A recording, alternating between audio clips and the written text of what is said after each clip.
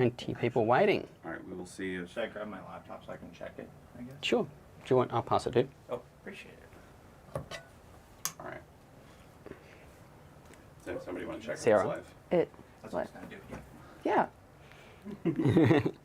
I'm waiting to see if it's... We're waiting to see if it pops up. Yeah. All right. Let's see. Yeah, because last time it took like a minute. Yeah. I see you waiting. Yeah, just give it a second. I don't want to Give it a hit second. stop Yeah, and no, have it no, pop no. up again. There we go. We are live. Fantastic. Yay. Hello. First ever live stream that we have started on time, I think. This is great. Yeah, well done, everybody. Well done. All right. So welcome. Welcome, welcome. It's great to see everyone, and hopefully more people join over the next couple of minutes as we start off.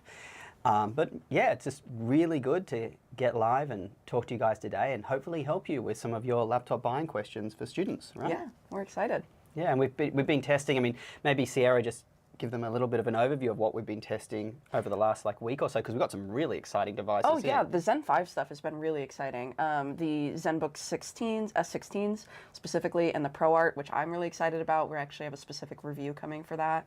And then we've also been testing a lot of budget gaming laptops, just trying to test all over the board. And so that's been kind of fun. Yeah, yeah, and I think yeah, it's been interesting because we kind of want to do these roundup videos. Like, I'm desperate to do best 14-inch laptop, best 16-inch laptop, best laptop for programmers. As you mentioned, you're doing the budget gaming ones under $1,000, right? So that's going to be interesting too. But when you do these big roundup ones, new stuff just keeps coming in this year. There's no, it's relentless, right? We've just had Zen 5. We've got a lot of new stuff coming in right now. There's a conference called IFA, and that is where a lot of other Zen 5 laptops are going to be launching. So right now, I mean, you guys have probably noticed it's really mainly Asus that has been giving us Zen 5 laptops and everyone, but expect to see most of them coming in a couple of weeks.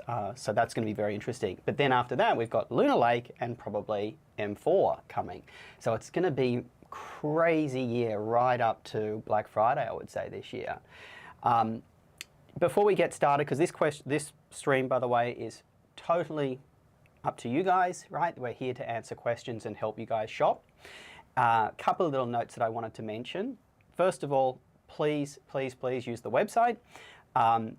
We are massively improving it. We just launched a price tracker, which is super cool. Right now, it is only available for US folks in terms of the actual links. But that being said, there's a lot of useful information, very useful information for those who aren't in the US. So as we test laptops, we're writing our test notes on the laptops themselves on the website. So you can actually see what we think of the laptops before we've made a full video. So as Sierra just mentioned, ProArt PX13, we're filming, I think probably today or tomorrow. That one fully tested. We should have notes up there, or we'll put them up to there today. This one here, the Surface Pro, I'm filming a video on probably tomorrow. This one fully tested. We're going to have notes up there hopefully today. ProArt 16 as well, same kind of thing. The other thing about the website as well, we've got articles on there that you can read about some of the news that's going on in the laptop space. And of course, and I just want to be completely transparent with you guys, when you buy from the website, that is the primary thing that's actually supporting the channel. So that's how we are able to be as unbiased as humanly possible, okay? And you'll notice a lot of other tech channels do have sponsors within their videos. If you want us to maintain our current stance where we have very, very few sponsors, we only currently take, by the way, guys, sponsorships from laptop adjacent products. So this could be like Ugreen's chargers or things like that, because we don't want to take money. We're trying to avoid, if we can, taking money from a company where we're also, reviewing their products and including their products in roundups. The only way we can do that, of course, is with your wonderful support to buy from the website. So please make sure you do that. It costs nothing more for you guys. In fact, you'll probably find cheaper deals via the website than elsewhere, yet it helps support the team. One more thing I was going to mention before we get into it, Patreon. So we have relaunched Patreon. I was a little against kind of promoting Patreon on the channel. The reason is that, is there an issue? That just keeps freezing. Okay. You Okay. keep going. So guys, Patreon. There is a link to Patreon below the video. I was a little against launching Patreon on the channel or promoting it in any way because I did do quite well in my corporate career. And I have a second channel out, which is really my hobby channel. Oh, we've gone black. What? The screen's gone black. Oh. Okay, we're back. It was just a second. Oh, yeah. Yeah, so I have done quite well in my corporate career, have a business channel out. It's really become the hobby channel right now that helps people be successful in business. So I didn't want to dilute that message of, hey, asking folks for money. That being said, we have a lot of wonderful team members who are here right now. It's actually quite early in the morning here in Arizona, who've come in early to make this live stream possible for you guys and are just really working super hard. So instead of Patreon going to support the business in general, it's actually going to help everyone who works on the channel other than me. So it would be lovely if you guys go check that out. There is a link below the video. Ethan's got it up. We've relaunched it, and just a couple of bucks of support would go a long way once it adds up to everyone. Would really help, you know, the team and hopefully get us all even more motivated to just bring you great content. So with that said, should we start asking some questions? Yeah, we have plenty coming in. Yeah. Let's start at the top. Hopefully we're not missing anybody here. The Zephyrus G14, a good buy for students? Yeah. I mean, you've been using that pretty much a couple of days this have. week. So Yeah. do you want to speak about your experience, then I'll give mine? Sure, yeah. So it is, you know, it is a gaming laptop, which is great to see in like the smaller form factor that it comes in. But for like light use and things like that, I do enjoy it, although it does get a little bit warm. So I would say that it is a good buy for students, but you know, should be aware that it does get a little warm. The fan noise is kind of annoying when you're gaming. Those are just things to keep in mind because it has to cool Just going to grab one. yeah, it has to cool such strong components inside a smaller chassis. So I would say that it's a good buy, sure, but you know, it depends on, you know, we didn't get any details in this question, so just in general, yes, I think it's a good buy. But yeah, oh yeah. So let's talk about it a bit more. I think Sierra's hit some really good points on it. I think one thing on the warmth that you mentioned, just to quantify it a little bit, and you've mentioned some really good points here. So when we talk about the warmth, okay, here is the ProArt PX13, okay, the new one with AMD. Here is the G14. I personally think the ProArt should have come with a higher refresh rate display and just be called the G13. But when you compare these two together in terms of warmth, okay, we measured what, about 2 degrees? 2 degrees Celsius cooler on the ProArt, Yeah. so a little warmer on the G14. So that gives you an idea. And the ProArt's still a tinsy bit warm, but the G14, you know, that's the main thing with it. And Sierra's already said it, right? You're just going to have to be a little resilient to a bit of warmth. It is there, okay? That being said, very, very nice bit of kit here. Performs very, very well. A couple of other nits about the G14. One is that it does have 3 fans, and the inner fan, it seems, maybe there's some restricted airflow to it. You do hear a slight high-pitched fan noise when the fans are running, and even when they're at low speeds, you can hear just a very slight high, it's kind of like a slight whistle, but it is very slight. Asus have done a much better job. They've done some BIOS updates, which has made it less than it has been. They're probably not running the fan as fast, is my hypothesis, but in a light room, you might hear it. With the heat, if you plug it into an external monitor when you're at school as well, this becomes a great laptop to walk around to class every day, but then you can plug it in at home. Last point about it, it does have a little bit of a screen door effect on its OLED display. So on white content, you might see some kind of like colors pushing through. But overall, it is a very good laptop for students. It really is, as long as you're resilient to heat you feel, and you don't need the longest battery, because the battery is not, this is not Surface level batteries or MacBook level batteries. Which okay? I think you're touching on a good point. It's something that we saw with the PX13 as well, is anytime we have integrated graphics in a device, just because it's smaller form factor and it's meant to be more portable, doesn't mean that the battery life is going to back that up. So it's something that we notice consistently when there are integrated graphics in a machine. Yeah. And just to help us out, guys, when you do ask questions, you know, it would be helpful if you state, hey, what use case you're doing, like what degree are you doing, how much is your budget? Like at a minimum, that kind of helps us out. So let's keep going with the question. So we've got the monitor off to the side. That's where we keep looking off to the side. Yes. Okay. What is the best 2-screen laptop? Civil engineering student with a $1,500 budget? Actually, maybe I'll answer the MacBook Air one. I think that's a very interesting one. Go for it. For students, just grab an M3 MacBook Air and call it a day. If your uni doesn't support a high-performance computer cluster, then don't go there. Okay, so let's talk about the MacBook Airs for students. We have a MacBook Air somewhere here. Ethan has it off to the side. So let's just talk a little bit about that, okay? We've just done a kind of a drop-in spot, which we're doing for a really cool video with collab with someone, where we talk about laptops for students. And we only had a minute and a half to speak, so we had to narrow down which are the very, very best laptops. And we slightly left out the Air. The M3 MacBook Air is fantastic. It really is. It's top tier. It's probably like, certainly top, it used to be top 1 for students. It's probably now top 10. The biggest issue with the Air in 2024 is it comes with 8 gig of RAM, okay? If you can afford to get it with 16, that is certainly going to change that and put it in like the top 3. But even with 16, it becomes incredibly expensive. And a lot of students, if you're just doing business, if you're just doing, what do we say, psychology, law, those kind of degrees, you can probably get away for 8 gig for 4 years, right? Because you might be buying it now for a 4-year degree, even a 6-year, right?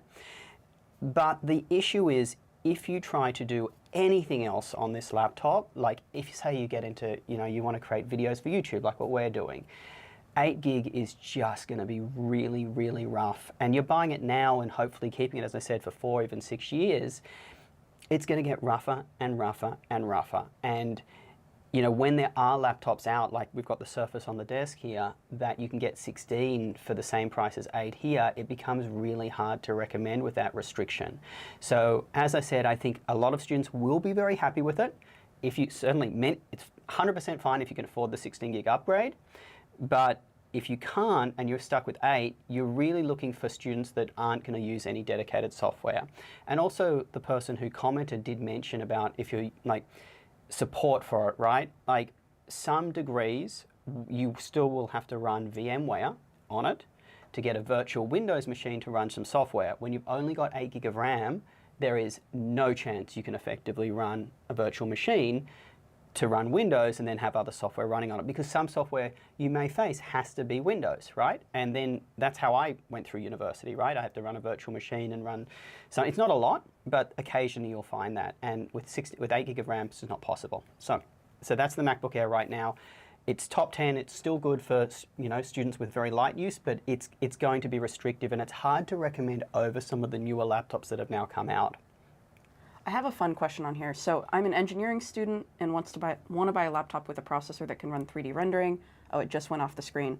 Can you scroll up for me? Yeah. I want to buy a laptop with a processor that can run 3D rendering as well as AutoCAD and also portable and less fan noise so that I can use it in class.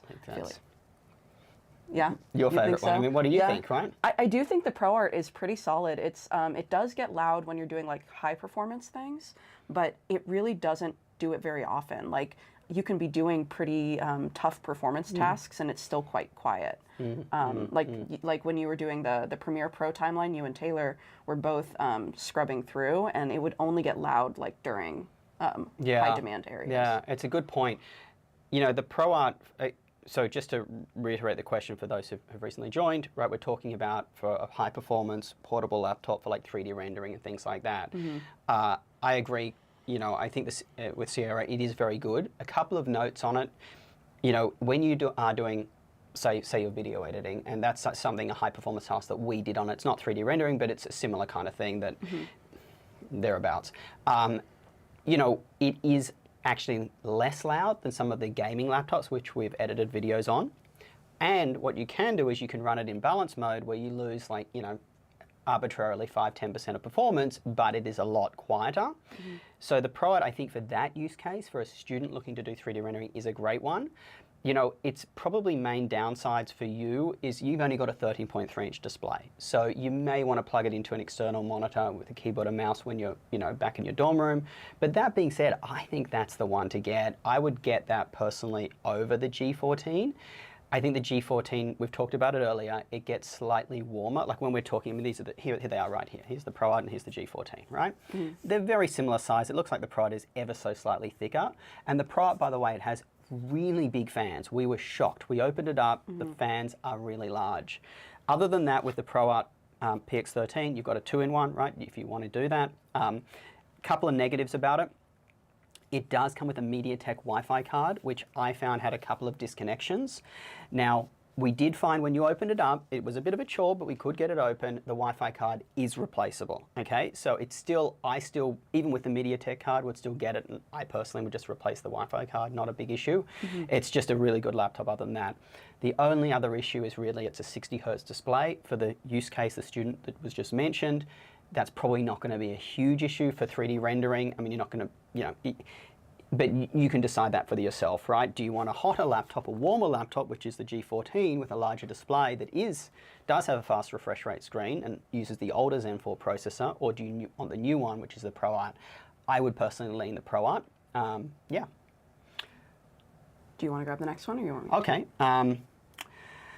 What would you recommend for a web developer? Well, this is very close to home. So my entire career was in software development related, so probably 13 years as a software developer, the rest as a product manager in tech or a manager of product managers, particularly in digital tech, right? Websites and that kind of thing.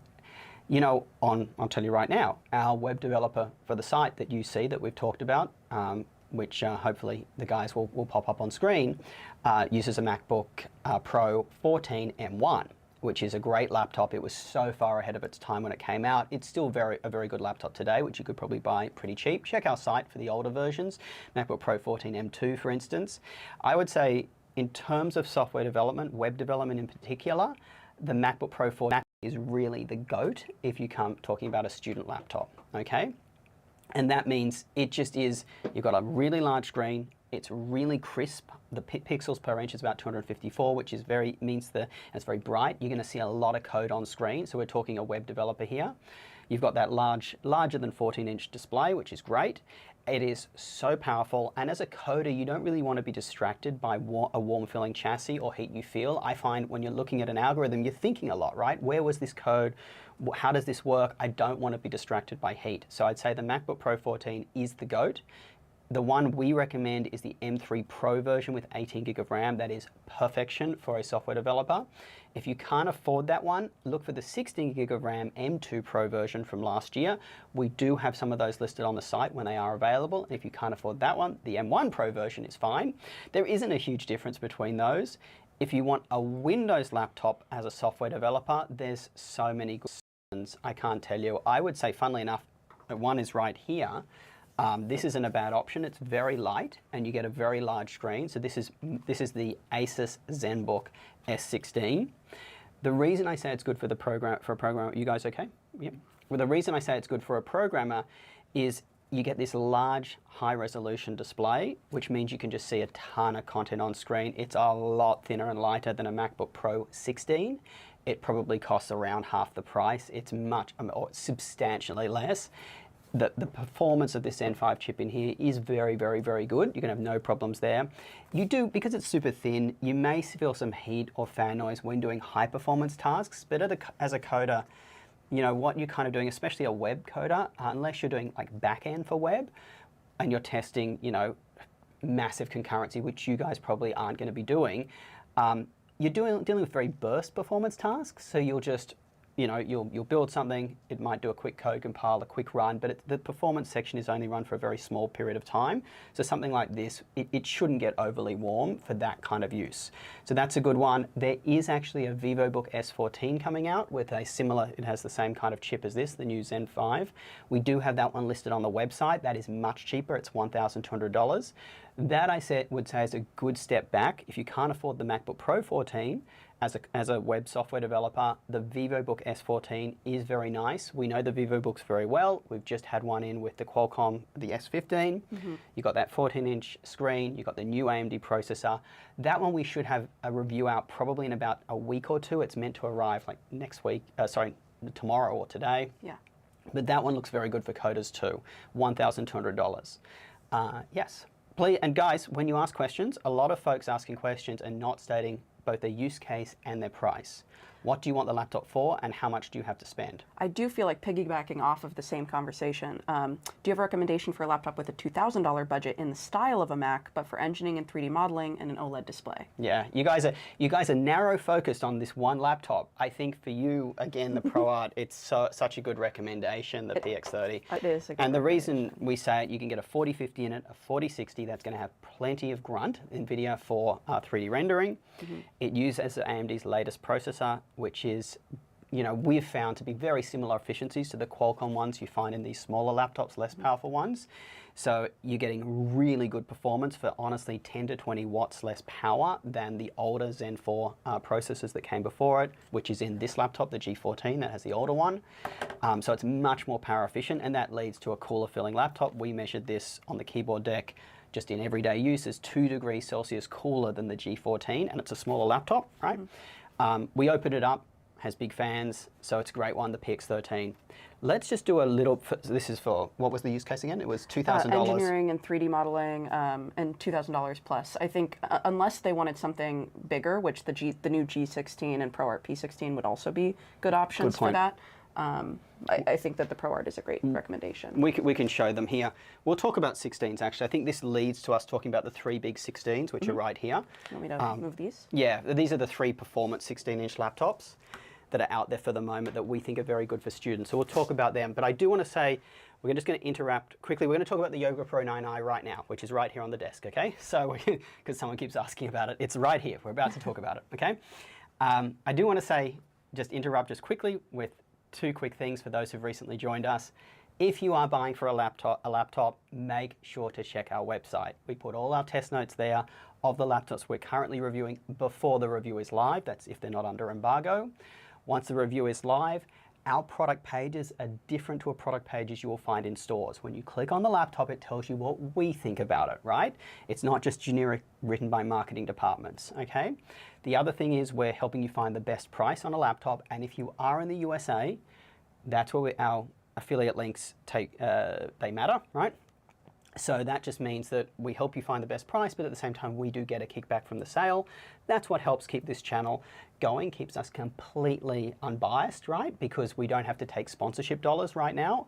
So please, if you can shop via the website, and then if you are in the USA, make sure you do. If you don't see a link on the website for a laptop you're going to buy and you're in the USA, when you search for it, there's a thing you can click there just to notify us about that. Just do that, we'll send you the link. This is the thing, guys, it's something so small that you can do that it's gonna massively help us grow the channel so we can do more of these kind of custom sessions for you. And the second one is, we do have a Patreon, which we relaunched. It is down below the video. It would be very helpful. It goes directly to the team members, whether it's Sierra here or Ethan and Taylor behind the camera or our guys working remotely. Everything you do on a quarterly basis that you do through Patreon is just going to be given back to the team in bonuses. So that'll obviously help everyone get more excited to continue to make these videos for you. Yeah, buy me a coffee. Yeah, there you go. There you go. So definitely check out the Patreon link there. Make sure you buy via the website. I love this question. We're going to go through the 16-inch laptops now. Someone has just asked, can you make a buying guide available in India? India is a major market for us. You'll notice that we've already changed our times to suit India. That's why we are filming actually very early in the morning here in Arizona to make sure for IST we are good. India is front and center. Our actual second main base is in Bangalore, India. In terms of buying guides for India, we're probably a little bit far off that right now. What our plan is, we're doing some work around the website for this year, for Black Friday. After that, we plan to try to get our coverage, both on the website in terms of deals we offer and also the videos, to cover 6 major markets, US being one. India is our second market, so it's a huge focus for us. And then Canada, Australia, UK and Germany kind of round out the markets we'll be focused on. So that I think you'd expect, whether it's buying guides on the channel, whether it is affiliate links, India, we're probably looking at next year, but big focus for us. Okay. Should we do the 16s? Oh yeah, let's talk about the 16s. Okay. I'll take this one because obviously these ones I've used a lot. Okay. So here in front of us are 3 16-inch laptops. Okay, these are probably, I would consider other than the MacBook Pro 16, which we have currently using it to stream this video, these are probably the big three that you should be considering if you want a high-performance 16-inch laptop as a student, okay? And the reason we say that, these ones are much thinner and lighter than the 16-inch like gaming laptops, so they're easier to carry to class. Here we have the G16. This is the version with Intel Core Ultra 9. There is a new version coming with Zen 5. We expect it in the studio in about a week or two, review out end of the month. But we know how AMD Zen 5 performs, and we know this chassis very well, so we'll speak about it. Okay, so this is the G16. And it's very thin, right? So this is as portable as you're going to get for a 16-inch laptop with powerful dedicated graphics. Here we have the Beast. This is the Yoga Pro 9i. I use the term Beast probably a little bit incorrectly here. It is bigger and heavier than it feels, at least in my hand, than the G16, but I wouldn't call it a beast. It's significantly smaller than a gaming laptop. What I meant by that was it just does it all. It really does it all. And we'll talk about the differences in a second. And then here we have the new one, which is the PX16. Is it P16 or is it just P16? P16. So this is the ProArt. It's very light compared to the two I just mentioned. Okay. So these are the 3 16-inch high performance with powerful dedicated graphics that we think that you should be considering as a student. Okay, so this is for someone like a programmer who games on the side, a programmer who just wants an experience where they don't have to compromise at all. Maybe you're doing engineering, 3D rendering, video editing. These are the 3 big ones, okay? So let's just go through the difference just quickly. ProArt uses the new Zen 5 chip. It is fantastic. We absolutely love it. Taylor, who's behind the camera here, has been video editing it's probably one of the best ones you've ever used, right? He's nodding fervently. Yeah, it's just absolutely fantastic, okay? It's very light, it's very compact. Here are the reasons that you might be concerned about it versus some of the others I mentioned, okay? One, it does have a MediaTek Wi-Fi card. We have noticed some instabilities with it, some drops. It is replaceable, okay? I wouldn't let that hold you back from buying it. It isn't too hard to replace it. We'll probably show you that in one of our videos, how to do it. The next one is it only has a 60 Hertz display, okay? For video editors, for programmers, it's not the end of the world. It's a bit annoying that Asus has kind of like, we wish that they just combined these 2 products together. This is the G16 and the ProArt, because then you wouldn't have this issue, right?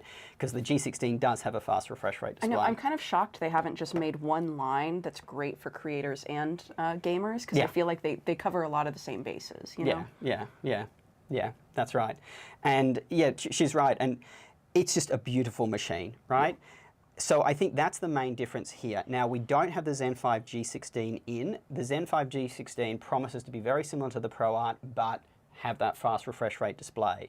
It's probably going to be a bit more expensive. The G16s are very pricey. You can get them right up to 2.2 thousand for the model with the 4080.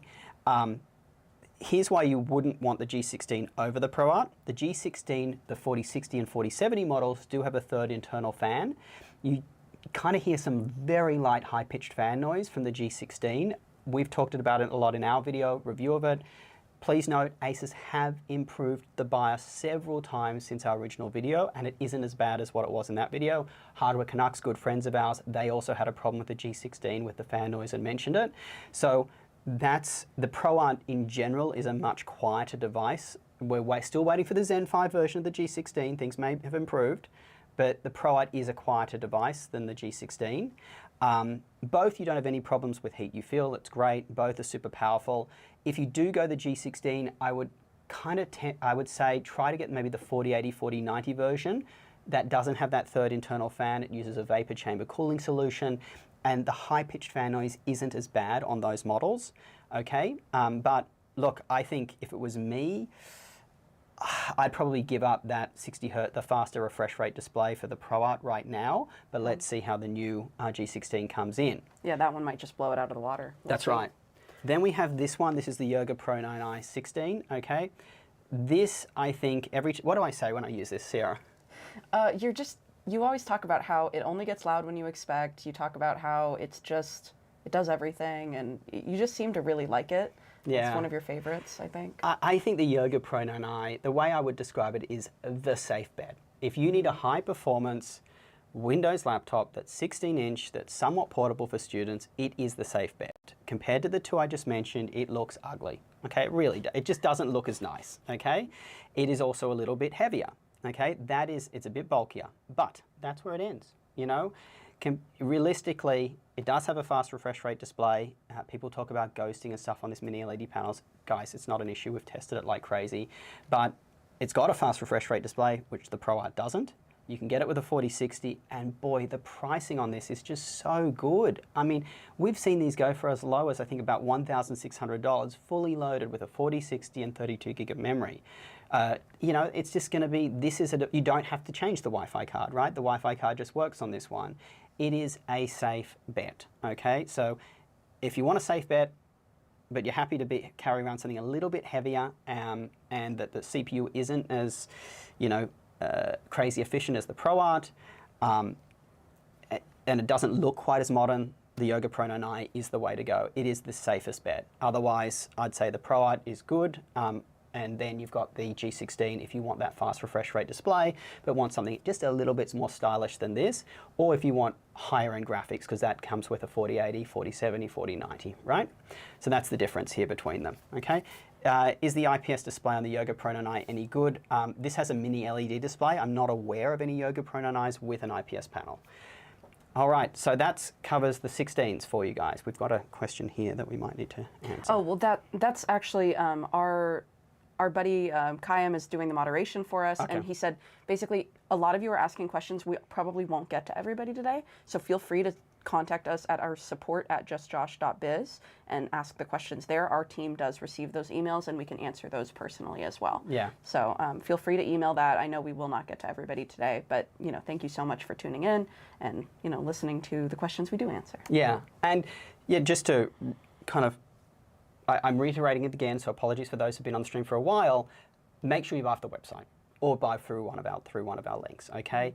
The more people who do that, the more we can offer customized laptop support. We are discussing potentially with custom questions that come in, having one of the core team members actually respond to them with custom responses. We can only do that if you guys are buying via our links, because that's how we can cover the costs of doing it. So we would love to expand that. I'd love to eventually have someone, say we have a live chat on the website where you can ask custom questions there, we give you custom responses. That would be great, but we've really got to grow the people who are obviously buying off the website.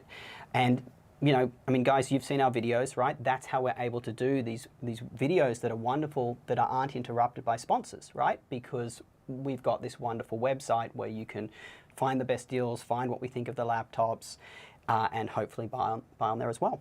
Okay. As an engineering major and CS minor in college, do I go with a MacBook Pro M3 Pro chip or Dell XPS 15 2024 version, which isn't touchscreen, or something else? No budget. Oh, MacBook Pro, which chip was it? M3 Pro chip. If you don't get the MacBook Pro out of those two, it was the M3 Pro or the what was it? It was the M3 Pro, so it's a 14-inch M3 Pro. M3 Pro versus the Dell XPS 15. If you don't get the M3 Pro, this is the MacBook Pro 14 with the M3 Pro, which is 18 gig of RAM, over the Dell XPS 15, which I know very well, I will jump over this screen via the internet and strangle you. Like, it is so much better than the Dell XPS 15. To even compare those in the same sentence, it just, I have nothing more to say on it. It is just so much better. But they did say they have no budget. Is there something better than the M3 Pro, the M3 Max? No. Or for coding, I would say the MacBook Pro, M3 Pro, and I know I have a video out saying M3 Pro, you've been misled. That's about a slightly different topic. For coders, I do say both in that video and other videos afterwards, that is the GOAT. That really is, you know, what does GOAT stand for? Because I got it wrong, didn't I? The greatest of all time. Yeah. Is when he keeps saying GOAT. That's, yeah. Yeah, yeah. In case you're not up on the lingo. And I think just for coders in general, if we just go through the top coding laptops right now, if your budget isn't an issue, if you're on a portable laptop, the MacBook Pro 14 with the M3 Pro chip we've talked about before, not the M3 chip, please, guys, the M3 Pro chip. By the time you upgrade, the M3 chip comes with 8 gig of RAM. By the time you upgrade it to 16, you may as well get the 18 gig version anyway. That has other benefits. So that's number one. You also have the Yoga Pro 9i, very good laptop for coding. Okay, it really is. It's heavier, it's bigger, it's a 16-inch laptop, but you just have that extra screen real estate. If you game on the side as a coder, Yoga Pro 9i with its 4060 is going to give you that. That's a great one to get. Other than that, I think in the PC space for coding, if you wanted something, there's a bunch of them. I think nothing reaches the heights of the MacBook Pro. The new Asus VivoBook that's just coming out with the Zen 5 processor looks very interesting. That's $1,200. It's a lot cheaper. That one seems very, very, very interesting, I would say. HP Spectre 14 isn't bad. We have one of those around just over here, but it uses the Intel Core Ultra chip, which is just very inefficient compared to the new Zen 5 chip that's going to be in the VivoBook S14, which just comes out. We have a link on our website for that, so check that out. That would be a very good one for coding as well. You know, you've got another good one is, which is surprisingly, the Legion Slim 514, if you want a gaming laptop that's a 14-inch. Yeah. We have tested so many. I feel like we are kind of testing different things. Like I think you're more of an expert on this Copilot, the variety of Copilot laptops. Yeah, because I ended up doing a lot of the testing for the Copilot ones, but I'm not as familiar with a lot of the other ones that you've recommended for students because I wasn't here when we were testing them. So. Yeah, so for 14 inches, I have used them like crazy. Someone just asked about the Asus ATUF, the 14, the new one that just is coming out. We're getting that sent, and it hasn't arrived yet. That's a 14-inch kind of budget gaming one from Asus. That's coming in. We haven't tested that one yet. But of the other 14 inches, I mean, really, if you're talking about ones with powerful dedicated graphics or powerful CPU, I think the top ones, Legion Slim 514, is just, it's a bigger laptop. It's a 14.5-inch display, but it manages its temperatures so well. It's from last year. Unbelievable how well it manages its temperatures. It just is, most of these ones, if you put high performance components inside a 14-inch laptop, they get hot, they get loud. The Slim 514 is the best there. Other ones you could consider, we've got the G14, we've talked a bit about it today. It does get warm, but other than that, it's a pretty good one. And then we seem to have I don't know, is it just me that has a soft spot for the Predator 14, or is it the Helios Neo 14? Yeah, I think a little bit. You were a bigger fan of it, but so what is cool about it is literally the fact that it stays cool among a lot of gaming so people laptops. can see what we're talking about. Yeah, but among a lot of gaming laptops, it's pretty rare to see it stay cool in light use, and so Josh and I both use the laptops both in light use and heavier use because we do the script writing and business management, stuff like that. So that's really nice, but I would say I didn't like the gaming experience on it. So I think for a gaming laptop that you are going to use as like a student, it really shines in that way. But I think that for the gaming itself, I wasn't as big a fan just because there is exhaust on the side and I use an external mouse when I'm gaming and it just kind of blew onto my hand. Just a minor heat thing, to be honest. Yeah, but it's certainly I think it's so few people are talking about the Predator Helios Neo 14.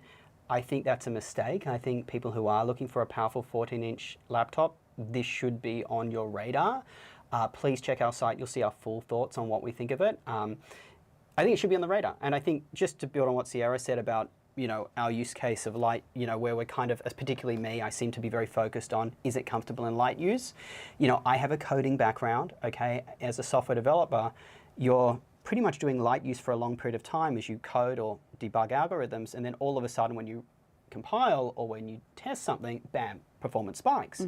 But because you're using the laptop for such a period of time without really running a whole lot, it's kind of similar to light use for a long period of time. So I want things as comfortable as possible during that period of time. So that's why I'm kind of overly weighted for that. Yeah. There was a good question. So someone said, I noticed that you never recommend laptops below $500. I think this is always a good thing to speak to when we're talking about students especially. We know that budget is really important for students, but... I'm getting one. Okay. But what Josh will always say when I came here and I asked about this, because I kind of was curious, a lot of times, you're kind of, there's so many sacrifices that you're making at that budget that we'd rather see you get a nicer refurbished or secondhand model. Yeah, Sierra's just said it. I mean, this is the Hyundai. We did a video recently. I think Taylor ran point in that video where we got 5 laptops, the best we bought all the cheapest laptops from like Walmart, Target, etc., and it was spot on with what Sierra said. Spot on. Yeah, you're not getting a good device. You're probably going to have to replace it, right? When you're talking about cost, sometimes it's better to think about, am I getting a device that's going to last me longer? And maybe I have to budget a little longer for it, but I don't have to replace it in 2 years, I think the only thing I would add is in the under $500 price bracket, one thing that we've noticed, and that's from running our website, right, where we track prices, what we found is frequently laptops that are $800 will go down to $500, okay? That too. And so that's why when we talk about budget, we tend to talk, even for $500 shoppers, we talk about the $800 laptops. Because if you buy a laptop with an MSRP, a manufacturer recommended price of $500, it's pretty garbage. It aligns 100% on what Sierra is saying. You should just buy a second-hand model, refurbished, etc. But if you wait till something like the Zenbook 14 drops down below around $500, that's a much better buy. So that's why we have done a gazillion videos. We've done a shopping challenge for $400 with Jared's Tech, great channel, definitely. If you're not watching his channel, you should be, for gamers. Andrew Mark David, good friend of mine as well, check out his channel too. You know, that was a quest to find the best laptop for $400. You know, we've done a bunch under $500, and it really stems to those 2 points. You know, it really does. So check out, keep your eye on laptops which are around $700 or $800 that'll drop into the price range, or, so I won't take the words out of your mouth. What was your advice here? Just once more, just because people are coming and going. Oh, buy something refurbished or secondhand, or, you know, wait a little longer, budget for something that might be a little better and last you longer. Yeah. Okay, so what else we got here? Legion 7i, lots. This person's posting repeatedly. Yeah. Let's keep the spamming to a minimum, guys. What do you think of Asus's after-sale customer service? They had a $1,000 budget and they were a finance student. I hate speaking about after-sale customer service because it's hard for us to judge. We buy a good number of laptops ourselves, probably about half of them or so, or maybe a little under we do keep. But we rarely have issues and have to deal with after-sales support, customer service, so it's very hard for us to judge. You know, we're not the right people to judge on that because we don't, you know, I mean, I'm sorry to say it, guys, like, we get laptops in, we probably spend a good 2 to 3 weeks using them before we give you the video. Some of them we really like, we keep for much longer, that's why they're here on the table, and we continue to use. But the chances of us having issues is very slim because, you know, we are but be honest, right, there's 4 of us on site who are swapping between the laptops all the time, but we just aren't using a single laptop as much, and therefore we don't get as much after sales, we don't interact as much, and if we do, some of these laptops have come from manufacturers, right, so we have a different channel to interact with after sales support. In my personal experience, I would say, you've asked about Asus, I just haven't interacted with them much in terms of that, so it's hard, I just can't judge. Doesn't Gamers Nexus have some videos about it? Yeah, of course, of course, yeah, I think that's probably what the person is referring to. Yeah, Gamers Nexus, there was a lot of issues. You can check out his channel about Asus just, you know, claiming products were broken by the owner but weren't. There was this kind of stuff. You can go check those videos out on Steve's channel. But, you know, realistically in the laptop space, honestly, you could get a lemon. You could, that's why we always recommend trying to buy from somewhere that has a pretty good return policy or exchange policy. The laptop is at some of its parts, a lot could go wrong. You know, any laptop you could have to deal with after-sales support, and it just depends on, you know, the individual person who you're dealing with on the phone or who's unboxing the thing in the warehouse. These companies have, you know, tens of thousands of employees. You could get someone who's good, you could get someone who's bad. But we haven't, I just feel like as long as the company is big enough to have a decent support system, that's probably one factor, and the other factor is how fast do they turn around.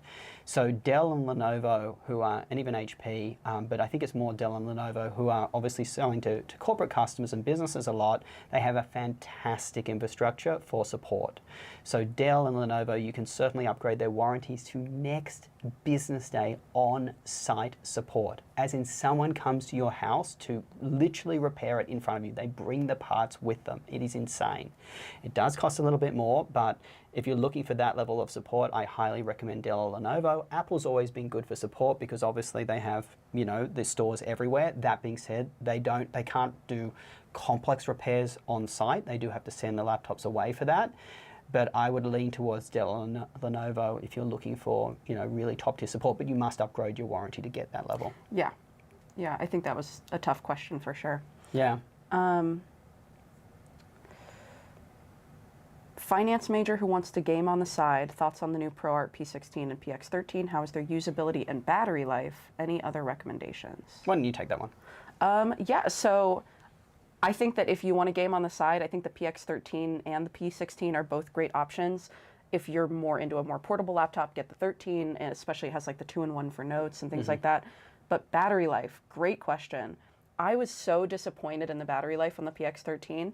It's not horrible for a laptop with dedicated graphics. As we've discussed, a lot of the dedicated graphics gaming laptops just don't see great battery life anyway. But there is like an eco mode where it's supposed to disable the dedicated, and it just doesn't seem to actually help with the battery life in as much as it should.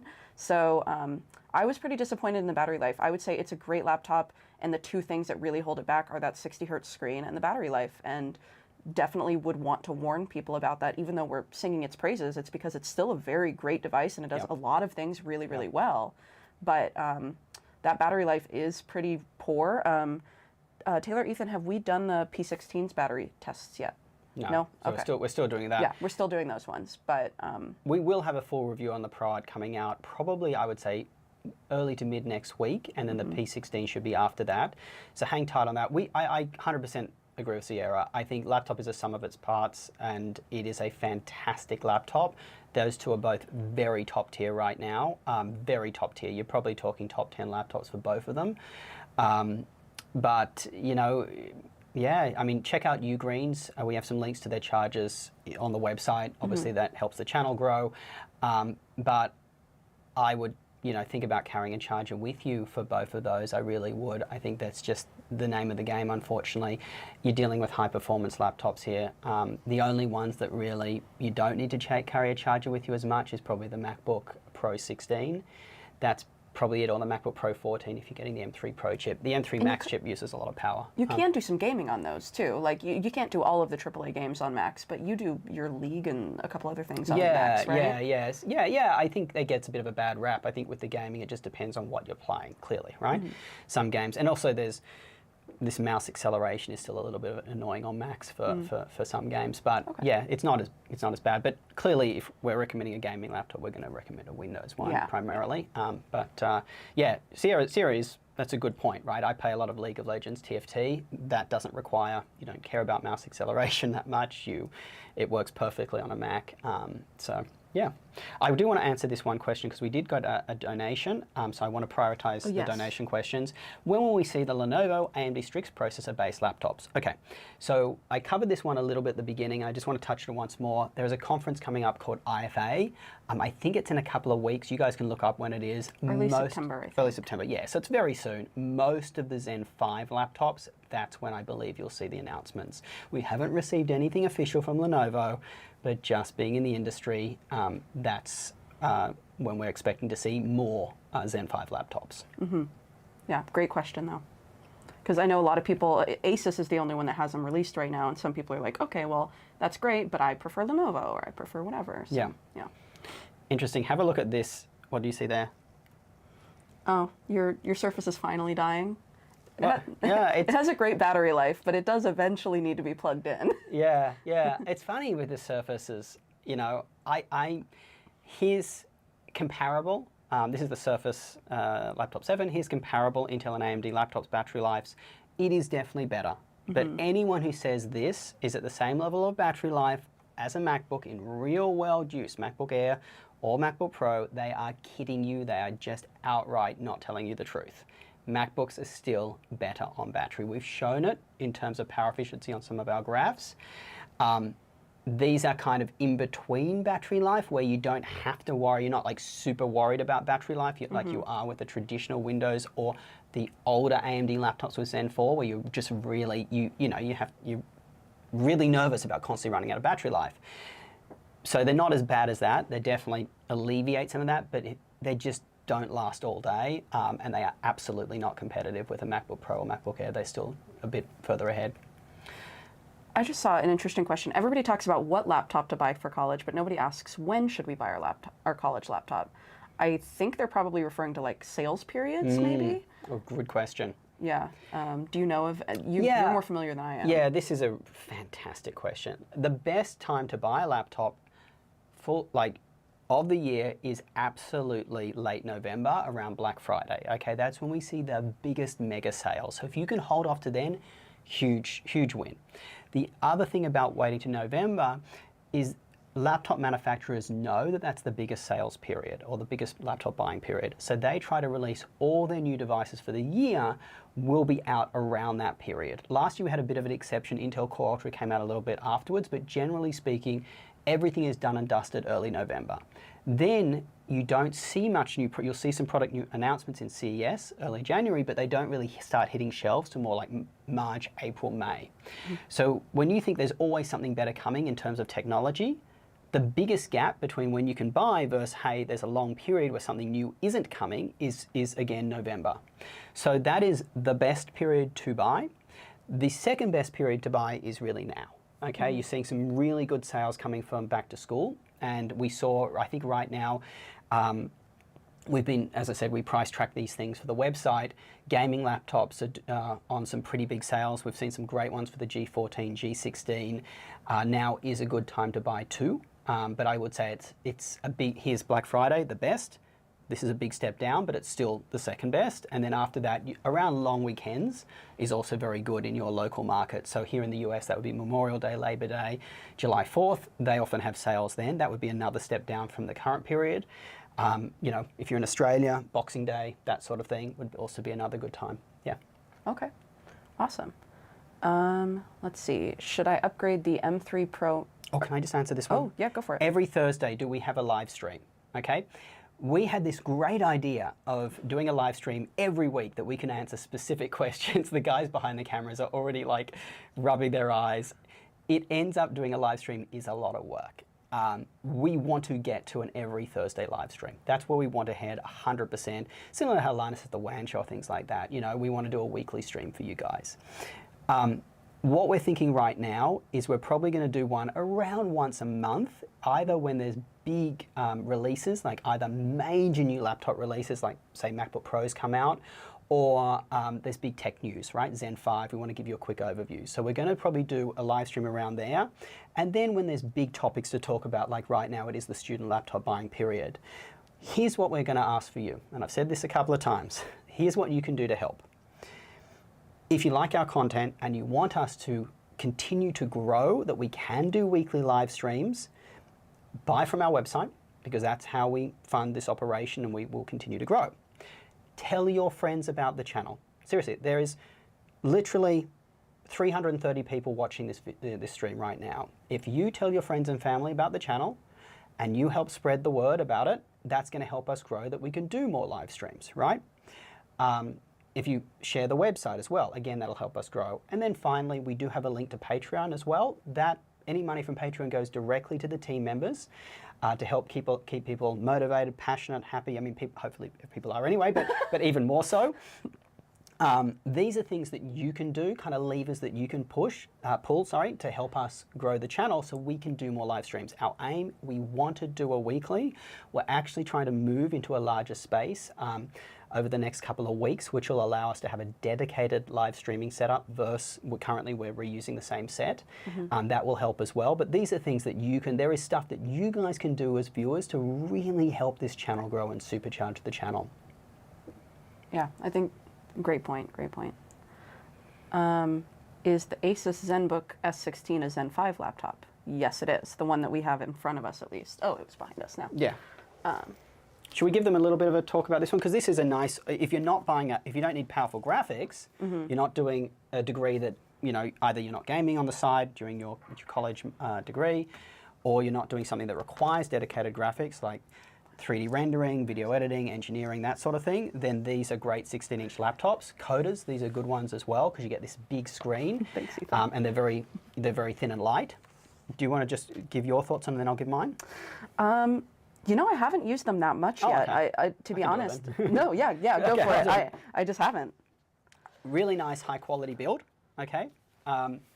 Decent price. They're a little bit on the expensive side right now, but there's likely to go on sales because these Asus laptops tend to go on regular rotating sales. Very high quality build. You've got a big, bright screen. So if you're doing something like coding, you're going to see a ton of code on screen. If you're just doing a degree like law or you're reading a large amount of information, again, this is going to be a really nice laptop. Because it's so lightweight, it really is. It's very thin and light. very portable for a 16-inch laptop, okay? It's got AMD's new Zen 5 processor in. This had some of the best battery life I think we've ever tested in a laptop. So the battery life on these is great because they don't have the dedicated graphics. It's phenomenal, actually. Yeah, it's really, really good. I would say as well that you know, I'm just trying to think. The other thing, the kind of negatives on this is because it is so thin, the keyboard is a little bit low travel. It's totally usable. It's not the worst we've used, but it is a little bit low travel. And so they get a little warm too. And they do, yeah. That one I want to talk a bit about. In light use, it's not bad, the warmth. It really isn't. So if you're doing coding, and I've talked about this before, most of the time you're just looking at computer code, trying to work out what's going on, trying to debug or things like that.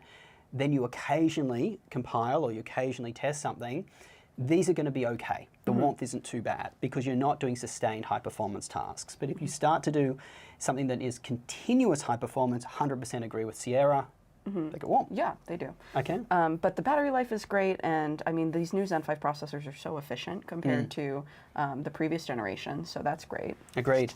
And the last thing is that, you know, where Asus does tend to cheap out, not always, but a lot of these kind of Windows laptops, they tend to cheap out in their overall feel of them, and where this one does is its trackpad. It's again not bad, but it is mechanical. It does not feel as premium as a MacBook Pro's trackpad or MacBook Airs, nor as the Surface's trackpads actually. So that's probably the two negatives about this. Well, three. You said that the warm feeling under load, the keyboard is a little bit low travel, and the trackpad feels a little bit on the cheaper side. But other than that, highly recommend this if you can afford it. Really good laptop. Yes, definitely. This is the Zenbook S16, by the way. What laptop would you recommend under $1,400 for video editing and cybersecurity? I would say I'm going to go back to that Legion Slim 514. I think for cybersecurity, you're probably going to run a lot of virtual machines, right? Because you're going to, whether you're looking into the dark web or whether you are just trying to create a virtual computer that you can pretend and spoof a scammer, right? You don't want people obviously touching a real computer, so you're using a lot of virtual machines. That means you're going to want a decent amount of memory. I don't want any cybersecurity student with less than 16 gig of RAM. You are crazy, because when you run a virtual machine, you've got to have enough memory for that virtual machine to act as a computer. So you need at least 8 gig for the virtual machine, and then obviously 8 gig for the remainder. So I'd like cybersecurity people on 16 gig of memory or even 32. The Slim 514, I think, what was the other task? It was another task that the person was asking for, as well as cybersecurity. They said, I think, either video editing or 3D modeling or something. Yeah, and that's right. The Legion Slim 514 does come with enough graphics power. You've got an RTX 4060 in there that will be fine for those tasks as well, plus it's still a fairly portable device. So that's the one I'd recommend. If you can get it with 32 gig of RAM, I'd prefer you on that. Yeah. Someone says their laptop is dying. Same. Our Surface laptop here is already on energy saver mode. That's why I flicked it like this, because it's dying as well. T480 for under $200. Wow, haven't heard of one of those for a while. I think it just depends on the specs and what you're getting for under 200. You're not giving enough context. Just on these questions, by the way, because we're coming to the top of the hour here, so we can probably stay on for maybe 10 minutes more. If you ask a question, please say your use case and your budget. Yeah, I'm actually looking for, okay, Lenovo Pro 9i with an Ultra i9 processor, 4060, and a mini LED screen lasts me a day. Will that last me a day at college, or is the battery life that bad? No. There is almost no laptop right now that will last you a day of battery life in college. And I mean, full stop, end of story, out of every laptop. We're not just talking like the Yoga Pro 9i, which is somewhere over here, which is a bigger laptop with dedicated, I don't know, we've probably taken out. The Yoga Pro 9i, you know, it's a 16-inch laptop with dedicated graphics. No laptop with dedicated graphics is going to last you all day. I would say no Windows laptop, okay? Even the Surfaces that are right here, tiny laptop, known for having good battery life and being portable, these new Qualcomm processors. This gets me through about 6 hours, I would say, of real use. We're not talking, you know, these crazy tests that laptop reviewers like us do that show that they're running, you know, 8 hours for a Netflix test. Yeah. We're talking about like real use, okay? The only laptop that's going to get you through a full day of university without charge is the MacBooks, okay? That's it. That's it. I'm sorry, guys. Qualcomm doesn't do it.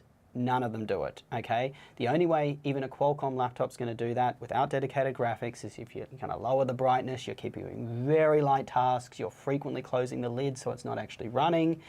But even then you're running a risk, right? If you have days where you've got the lid open a lot, maybe you're in a brighter environment, you need to raise the brightness. The only one that's going to get you through a full day of battery life is the MacBooks. That's just it. I'm sorry.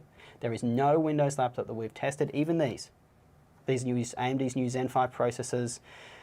You know, they've got some of the best battery life on a Windows laptop. Even them, you know, you're still going to have to make adjustments to get through a full day of school. And as I said, full day of school, it depends, right, guys? If you're going to school, you're talking to your friends in the cafeteria or in the quad, right? You've got the laptop closed for a couple of hours. You've got, say, 3 classes that day or even 2, right? Yeah, the laptop's probably going to get you a full day of use. But if you've got 4 classes or you're doing a project with some group work, either after school or during the day, and you've got the laptop open, ain't going to get you through a full day of class. I would strongly advise students who don't have a Mac to buy at least a small 65-watt charger. We use the Ugreen ones. We love them. We have Anker as well and other brands here. So we're not just to be clear, I know we are sponsored by Ugreen, but we do have other ones here. But Ugreen makes some really good high-quality ones. Check out our website. I don't want to mislead you. We did get a super chat. Can someone scroll back up so that we can see that? It was a little bit ago. I just don't want to miss it. We want to prioritize paid chats. Yeah. Is that high? No, keep going. Okay. Hey Josh, do you think there is merit in someone who is concerned with longevity wanting to see if Framework makes a Zen 5 board?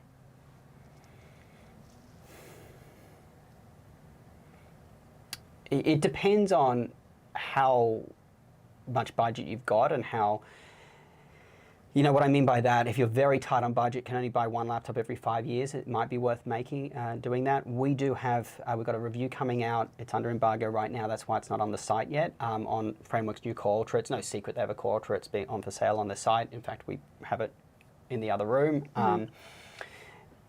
You know, I did do a recent interview with Nirav. I think the fact that it took them so long to launch a Core Ultra board surprised me, right? Core Ultra came out in like November, December last year. They're just launching it now.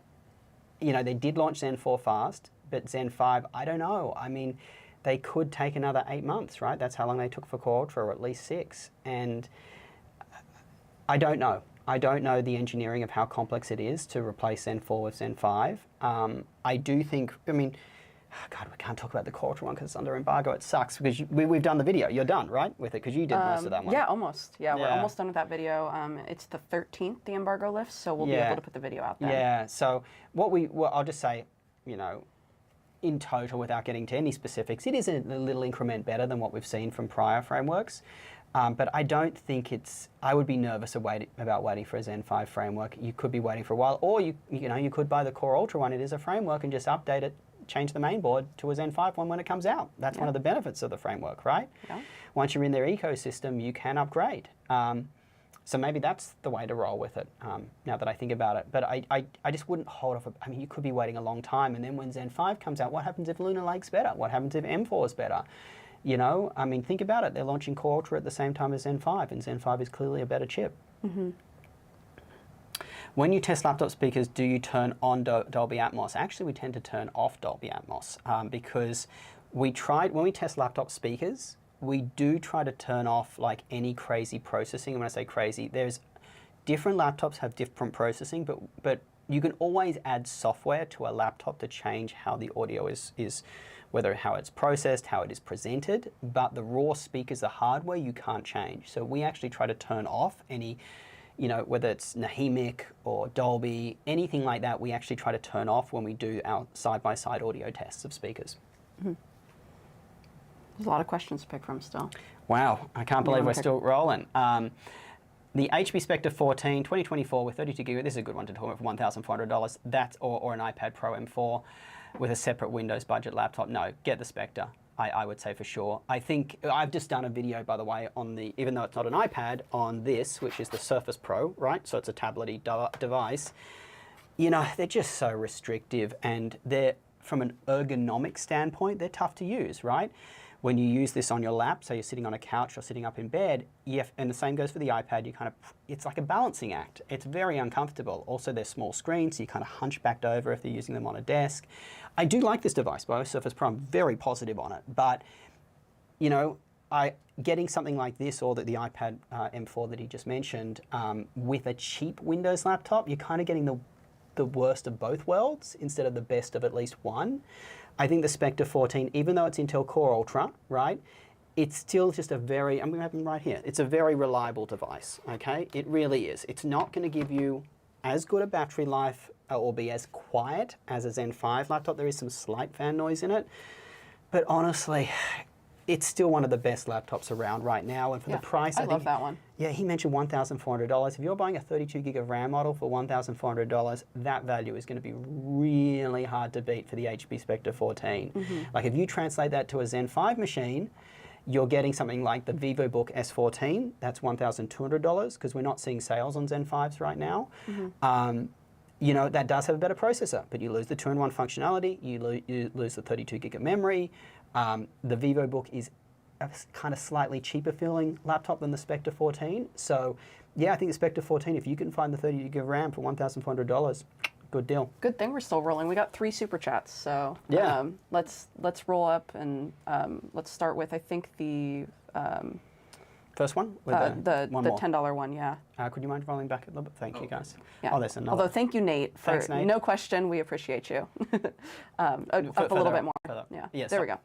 Not shopping for school, but one for on-the-road work and gaming. Any other 16-inch laptops other than the Yoga 9i with a nice display and high FPS you recommend? Max budget 2000. Fantastic. The big the big three for 16-inch high-powered laptops that you can go on the road with, so they have some portability. They're not like big, heavy 16-inch gaming laptops with a budget of 2000. The big three are the Yoga Pro 9i, which is already mentioned. That's the safe bet, okay? It doesn't look as pretty, and it's not as portable, and its graphics only go up to 4060, but everything else about it's fantastic. The next one is the ProArt P16, which we have somewhere here. It is fantastic. It's behind us. It's in the other room. It's in the other room. We've moved away. You know what? Would you mind just grabbing it so I can show the guys? The ProArt P16. I'll grab the G16 too. The ProArt has AMD's new Zen 5 processor, so it is going to be, from a CPU perspective, better than the Yoga Pro 9i. That being said, and it also, by the way, it goes up to a 4070. At least, I might even go up further, but we have the 4070, so you get better graphics with it. And it's a much more portable laptop than the Yoga Pro 9i. This is the ProArt P16. It's just thinner, it's lighter, and it looks prettier, right? But for gaming, the 60 hertz refresh rate would be a little frustrating, I think. That's right. That's right. So and then the other issue about this, it has a MediaTek Wi-Fi card that we've found sometimes has some disconnects. It is replaceable, so you might want to do that if you buy this one. And then the G16, which we have here, so that completes what I would call the trio of portable 16-inch laptops that you can game on or do rendering on. This one is great. It does have a Zen 5 version coming out, which, it does have a Zen 5 version coming later. We've got one that should be arriving in about 2 weeks, video out maybe in 3 or 4. But it is very portable, like the ProArt, right, the P16. Very nice quality build, so better than the Yoga Pro 9i in that sense. It has a fast refresh rate display, and it doesn't have, at least our Wi-Fi didn't have any problems like the ProArt. But the issue with this one here, I would say, is that there is, at least this is the Intel Core Ultra 9 model, there is a little bit of fan noise, a little bit of high-pitched fan noise, which the others don't have, and also the G16 is very expensive, right? If you get the 4080, 4090 models, which are the ones we recommend, because they don't have the third internal fan, they use a vapor chamber cooling solution, so they're a bit quieter, it gets expensive. In my review of the G16, we were a little bit negative of it. We were negative of it.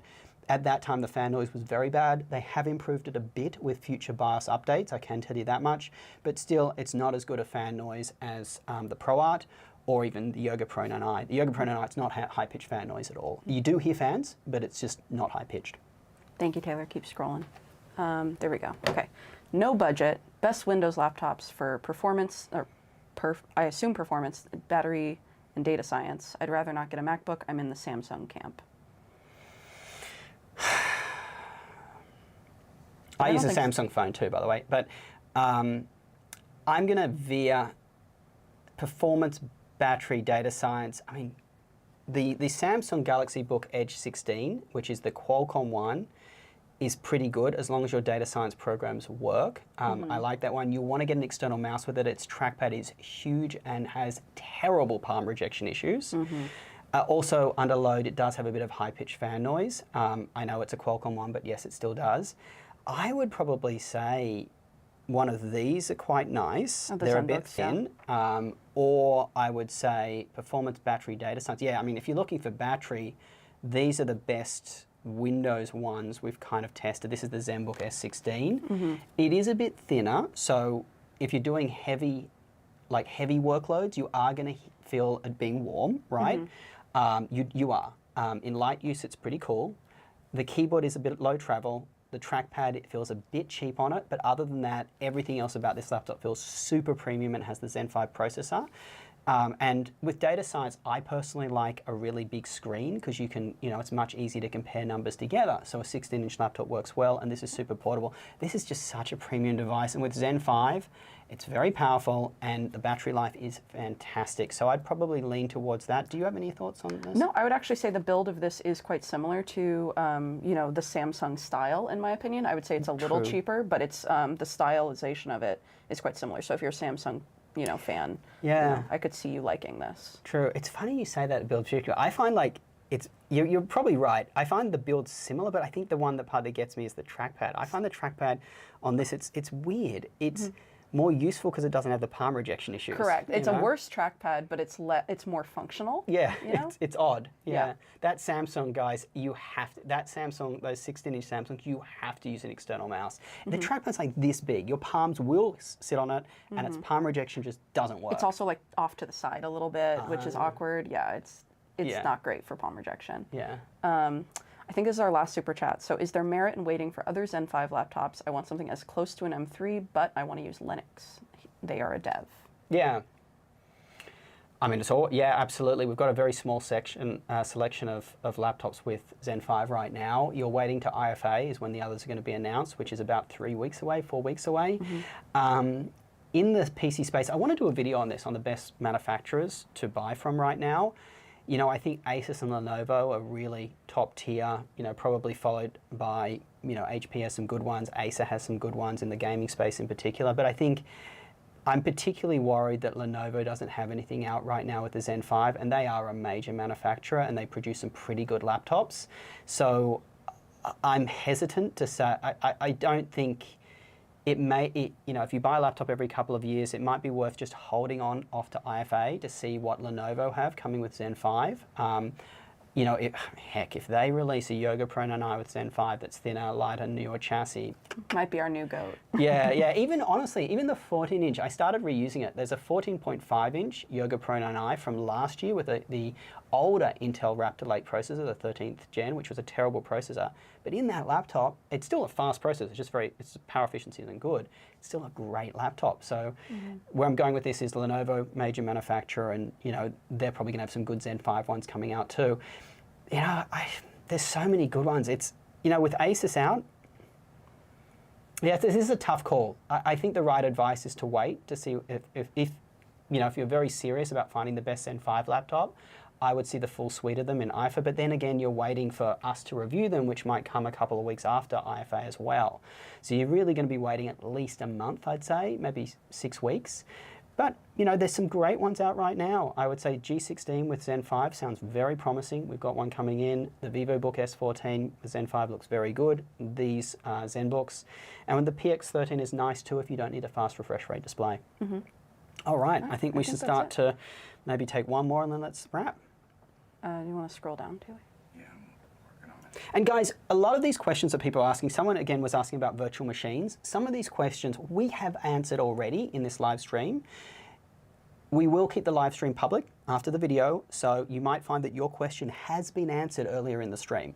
Or maybe something similar, if nothing else, Yeah. Oh, hang on. Should we answer the Cyborg? Let's answer the Cyborg. We've had that for ages. Oh, yeah. We just got the Cyborg. You know the Cyborg well, Taylor. You don't want to talk about the Cyborg? I don't know anything about it, Oh, really? Who's used the Cyborg? We have the Cyborg. Oh, we've been doing the testing on the Cyborg. Yeah. It's one of the budget laptops, so we actually are going to be doing a video about budget laptops because this kind of under 1,000 gaming laptop category is unique and is not really in competition with like the Zen 5s that all start at least at like $1,500 with the gaming components. But I would say that as of right now, we don't have our conclusions yet because we haven't had our gaming day on them. We actually do take time as a team to all try and play our favorite games on these devices. And what we really want to get out of this budget and what we think is the most important for you is the experience of using the laptop rather than just what components are inside. Because unfortunately, you're not getting the best components at this price point. But you know, the experience of, you know, the keyboard and the, you know, how does the heat and the fan noise feel and all of the like qualitative data is what we're kind of trying to target, and we just don't have all of that yet. But we do have the Cyborg in, and we are reviewing it. Yeah, yep. And that's going to be a very interesting video because no one is, there's just, as Sierra said, no one's releasing anything at $1,000 or under, right? Yeah. So at least in the gaming space. So it's still a very relevant video. I'm going to do a quick run through of some of these questions just quickly. Is the Spectre 360 palm rejection fixed? No, but a lot of these haptic trackpad Windows laptops have palm rejection issues, including this one, the Surface. So don't just blame HP. It seems to be a Windows-wide problem, and no, it's not fixed. Yoga Pro 9i for I'm assuming the 16-inch version, which is still on sale for $1,400, or the Zephyrus G14, which is a smaller gaming laptop. I personally, if it was me, I would buy the Yoga Pro 9i, even though it's it doesn't look as pretty, it's heavier because it's the bigger 16-inch gaming laptop, but it doesn't feel as hot, which I don't, you know, it's less distracting, and the bigger screen means I can do more on it. Let's just scroll up a little bit. What's the problem with the Core Ultra chipsets? Love the reviews, by the way. Core Ultra, we need to scroll up, Taylor. I was looking for Core Ultra, you know, it just isn't as power efficient as the latest Zen 5s or Qualcomm processors. That means those laptops tend to feel, you know, warmer, have a bit more fan noise, less battery life than some of the others, but they're not bad processors, all being said, they're not. Okay, scroll up a little bit further if you don't mind. Does the ProArt PX13 have a screen door effect? Our review will be out next week. I can't remember. I don't think it was horrific, as I don't recall. think it was bad, if there was one. But it'll be in our review. Should I upgrade M3 Pro MacBook Pro RAM from 18 to 36 and 1 TB storage for virtual machines like Parallels? Yeah, it's not a bad idea. 18 gig of RAM will get you going for virtual machines, no problems, but it's not. No budget, absolutely upgrade. Yeah, it's, you know, you also might want to run multiple virtual machines at the same time. Every time you run a virtual machine, minimum 8 gig of memory, gone, literally gone, right? So I think it's not a bad idea to upgrade. And this is cybersecurity, folks. We've talked a lot about this. You're running virtual machines. Memory is key for you guys. Let's just scroll up a little bit more. There was one, I just want to finish off with this one about computer science because we get a lot of questions about that. That's my bread and butter. Is it the CS student? Yeah, so CS students, computer science students, that is what I did in undergrad, and my first master's was computer science. You know, the big ones right now, the GOAT MacBook Pro 14 with the M3 Pro chip, 18 gig of RAM, that is the safest bet out there. You know, some software, there's a slight chance some software might not run and you might need to do a virtual machine, but you know, for the most part, it's a fantastic laptop for coders. Yoga Pro 9i is still the beast for coders as well. Great laptop, doesn't get warm, doesn't get hot, big screen, see a lot of code. I think their budget was $1,200 though. So oh, okay. I'll just go through all of them then. Yeah. So Yoga Pro 9i, people are starting to see them on sale for $1,400. It's a little bit above the budget. You know, I think HP Spectre 14 is still pretty good. If you get it on a big sale, I want to see that around that kind of price for the 16 gig of RAM model, or maybe $1,400 for the 32. It does have a Core Ultra, so it's not as efficient. You will hear a little bit of fan noise in a quiet room. Battery life isn't great, but it's just a good premium laptop. You know, decent screen for coding. Intel Core Ultra, everything's going to run on it, right? You have no software compatibility issues. Then I would say, you know, if you don't mind about, you know, screen refresh rate, the new ProArt P16 is nice. That also has powerful graphics, so you could play some games on the side, but it's limited to 60 Hertz. Other than that, if you know, I like coders on a 14.5 inch screen minimum, because I think you need to see a lot of, it's so hard to debug algorithms if you don't see a lot of code on screen. So really that's why, you know, Yoga Pro 9i is a great pick. MacBook Pro 16 isn't a bad pick, but that's super heavy and super expensive. And then going back into the cheaper ones, at $1,200, you have the new VivoBook S14. That looks really good for coders. You know, I don't want coders on a 1920 by 1200 resolution display because text and code just doesn't look as crisp. That has the Zen 5 processor. Moving down even further from there, MacBook Air isn't bad for coders, right? As long as you're not doing heavy coding and you get the 16 gig of RAM model, that's a good one for coding too. And then I would go even further down from there. If you have to save money and you're on a super tight budget, you know, you could sacrifice the resolution and get that the Zenbook 14 with the older 8000 series Ryzen processor, which uses Zen 4. That costs about $800, but it frequently drops down to like $500. So those are my coding picks. I think they said 16-inch screens too, which there was a few 16 This one inches. is good too. The Yeah. Zenbook S16 is good for 16-inch too. Yeah. Okay. Are we ready to wrap? I think so. Is anyone you want to ask before the end, or you're good? Oh no, there's lots of questions. Sorry we won't be able to get to all of them. Please email us, support@justjosh.biz. We will, you know, be able to help you there. Yeah, and I just want to kind of build on that to close off, okay? We want to do as many of these live streams as we can. We'd love to make them weekly. This is our ask of you, and we really need your help here, okay? Spread the news about the channel. Please tell people about the channel, especially right now when you guys are going to class. If you've got student boards like Google Groups or whatever that you have access to, post the channel there, right, to help other students, and also it helps us grow. The more people who are watching the videos, the more we can grow, the more live streams like this where we're giving you custom advice we can do. And that same goes to this email address, which the guys have shared. I wasn't sure they were going to share it today because we're going to get inundated with emails, but that one, we want to start offering you, you know, custom responses to custom questions. But to do that, we need the channel to be growing and we need people to be buying off the website. The website is great for you because you can see, hey, what do we think of the laptop? We're also posting our test notes of laptops that we're reviewing that haven't done, we haven't done a full YouTube video, but we finished testing it. We're posting those on the sites too. Then we're also helping you find the best prices if you're in the US. But when you buy from the website using one of our links, it doesn't cost you any more, but it gives a kickback to us, right? And that's what helps us grow the channel. So share the channel. Share. Any student groups you have, do it. Then the next way you can help us is if you are in the US, buy with one of our links. That is what's going to help us grow. And the third way is we recently launched Patreon. It is down below the video. That, you know, becoming a Patreon member is absolutely going to help the channel. That one actually goes directly to the staff in terms of like, you know, bonuses, and hopefully makes everyone even more excited and more passionate about what we're doing. And we are passionate already, right? It's a lot of fun to do this. But those are 3 ways that you guys can help. So would really appreciate it. It helps us keep us unbiased, right? We're trying to not do sponsored videos as much as we can because A, it's disruptive for the video that you're watching, and B, we're certainly trying to avoid sponsorships with laptop companies if we can, because we don't want a situation where a laptop company sponsored us and then, you know, 3 weeks later we're doing a roundup video and we kind of, you know, maybe in the back of our minds we think we should keep that sponsor happy. We want to kind of keep ourselves as unbiased as possible. So those are 3 ways that you guys can help. Yeah. And with that said, Till next time.